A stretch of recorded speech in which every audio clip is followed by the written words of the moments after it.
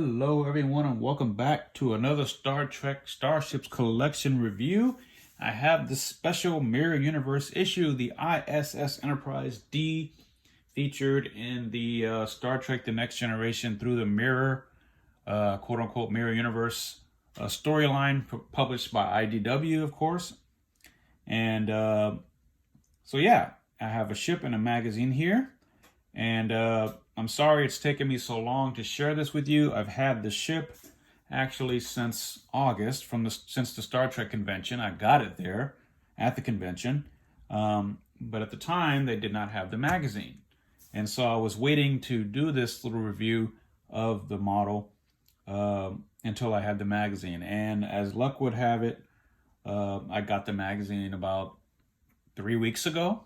So there you go. So now that I finally got it and have both pieces of the puzzle together, now I'm going to share with you the this what looks to be a very nice issue. So let's jump right into it. Okay, folks. So first off, you'll notice that since this is a special issue, there is no magazine numbering, much like the XL collection and other special issues. They're just specials, and they take place outside the usual numbering of the collection. And we have a nice CG rendering of the ship on the cover there. Very nice, considering that it's obviously something that was never seen on screen, because the Terran Empire was long since defeated by the time of the Next Generation era, at least in the normal Star Trek time. So anyway, yeah, this thing is called Galaxy X Class. In the Mirror Universe, by the Terran Empire, of course, 641 meters long, and the captain is, of course, Jean-Luc Picard. Turn the page, and the magazine remains the same as far as the format is concerned, and with some more basic information there.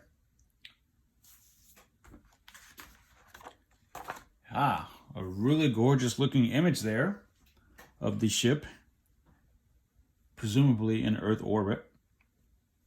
Yeah, it looks pretty cool. And I guess that's what it would have looked like if we had seen the show or seen the ship in action, right? But yeah. Coincidentally enough, though, this magazine is just for about a history of the Mirror Universe.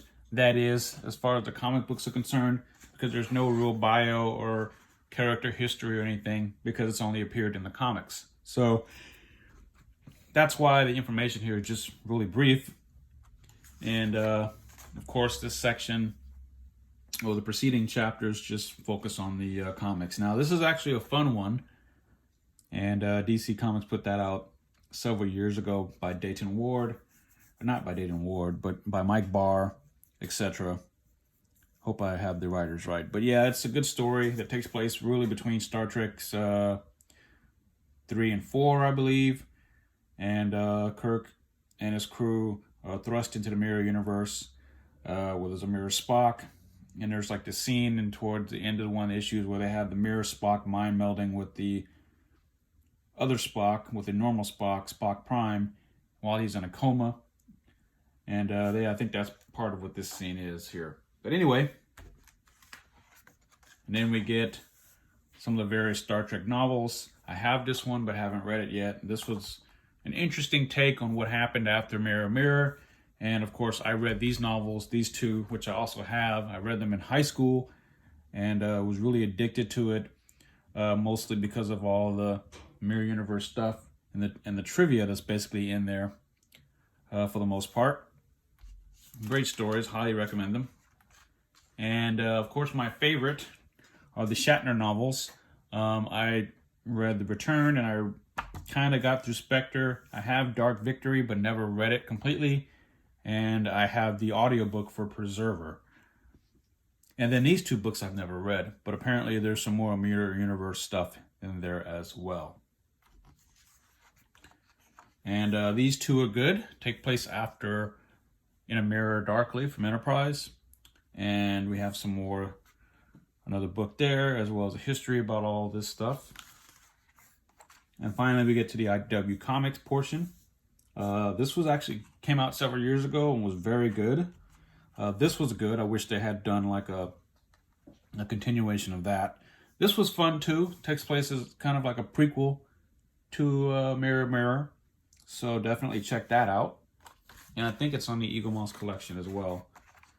And more novels, more comics. And then here, The Mirror Broken is where we first get our glimpse at the Mirror Enterprise-D. And of course, Through the Mirror and Mirror Broken once again. And of course, the Star Trek Discovery. So there's that. Sorry, I had to stumble just to say something. So yeah, that pretty much concludes the magazine. Nothing real special here. Just a history of the Mirror Universe as far as comic books and novelizations go. Which is pretty cool if that's something that you're into. So yeah, now I'm going to jump to the model. It's alright, folks, and there you have it. The Mirror ISS Enterprise NCC-1701-D. You know, at first glance, it's basically just a reuse of the All Good Things Enterprise. The paint application remains remarkably similar, if not the same. The only thing that sets this apart, really, from the other model are the Terran Empire symbols on the tops of the warp nacelles there, which look good.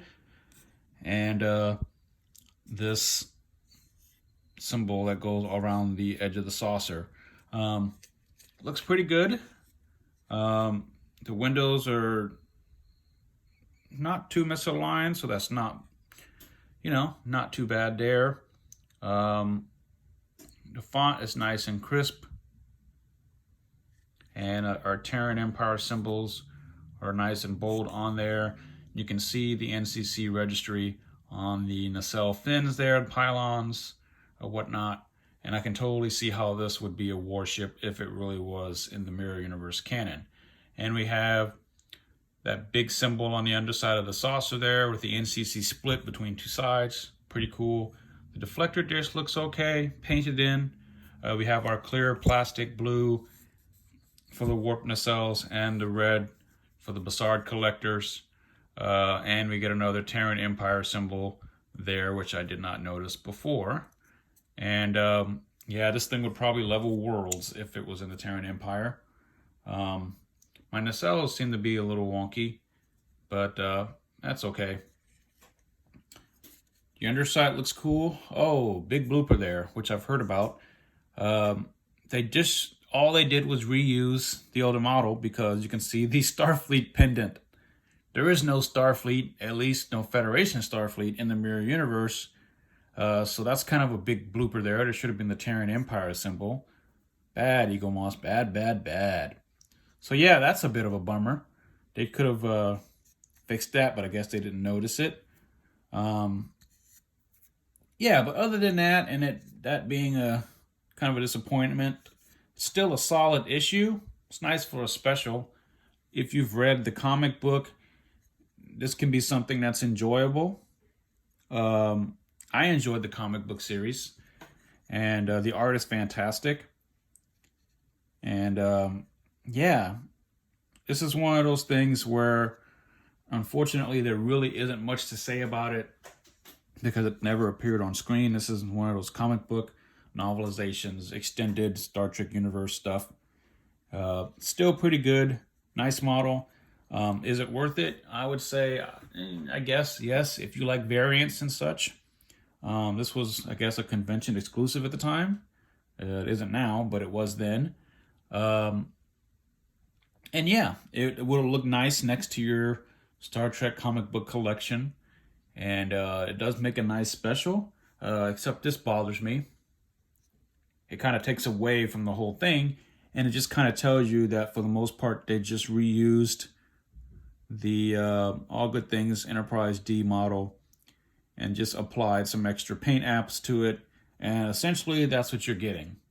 If you were to erase these things, it wouldn't be any different than the All Good Things Enterprise. So maybe in that sense, it isn't worth your money. But on the other hand, it is. So yeah, if you have any questions about it, please drop me a line down below and I'll do my best to answer. Its saucer section is metal, star drive section is plastic, then the cells are also plastic, and it fits in your hand about that much. So it's quite large. And so yeah, guys, thanks so much for watching. And until next time, live long and prosper, and be well.